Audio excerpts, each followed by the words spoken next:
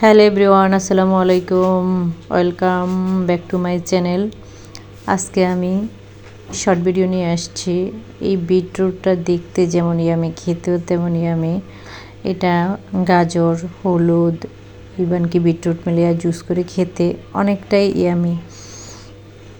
তো এভরিডে আমার বাসায় আমি এই জুসটা করি, তাই আজকে আমার চ্যানেলে সব আপুদের জন্য, ভাইয়াদের জন্য, যারা না জানে তাদের জন্য শেয়ার করে দিলাম যে আমার মতো সেম আপনারা একটু চিয়া সিড আগে থেকে ভিজিয়ে রাখবেন, আর একটু বিটরুটের জুস নিয়ে রসটার সাথে মিশিয়ে 30 মিনিট বা 1 আওয়ার পর খেয়ে দেখবেন ইনশাল্লাহ শরীরের জন্য অনেক হেল্পফুল। চিয়া সিড আর সাথে বিটরুটের জুস, আর সাথে যদি আপনার গাজরের জুস থাকে, আর বাসায় যদি থাকে আপনাদের মালটা, সেটাও অনেক ইয়ামি।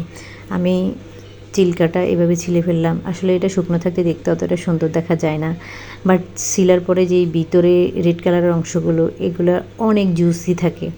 আমি প্রথমে চামড়া ছাড়িয়ে নিলাম, তারপরে মেশিন দিয়ে ব্লেন্ড করে নিলাম, গ্রেট করে একবারই কুচি কুচি করে ফেলবো। তারপরে এটা ব্লেন্ডারে দিয়ে বাকিটা জুস করে ফেলবো। আর কিছু বিটরুট পানিতে ভিজিয়ে রসগুলা নিয়ে চিয়া সিডের সাথে আমি ভিজিয়ে রাখবো, যেটা আমি 1 আওয়ার পরে খেয়ে ফেলবো।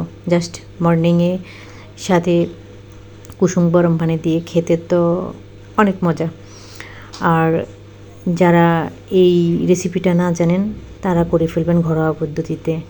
দেখা যায় আমরা যখন রেস্টুরেন্টে যাই তখন আমরা গরমে লাচ্ছি খাই বা এটা সেটা আইসক্রিম খাই, ওটা থেকে ঠান্ডা পানি দিয়ে আপনি বিটরুটের জুস নিয়ে এভাবে চিয়া সিড দিয়ে ভিজিয়ে ঘরোয়া পদ্ধতিতে আপনি একটা ইয়ামি জুস তৈরি করে ফেলবেন কম সময়ের ভিতরে। আর গ্রেভিটা দেখতেই পারতেছেন, সেই কি সুন্দর একটা কালার চলে এসছে। আমি তো খেয়ে পুরাই ফিদ হয়ে গিয়েছি। আর বাট আপনারা কমেন্ট বক্সে জানিয়ে দিবেন যে আসলে রেসিপিটা কতটা ইয়ামি বা কতটা জুসি হয়েছে।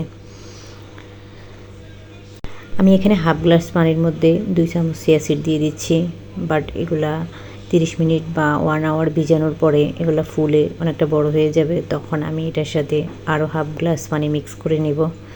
আজ এ পর্যন্তই, সবাই ভালো থাকবেন, আল্লাহ হাফিজ।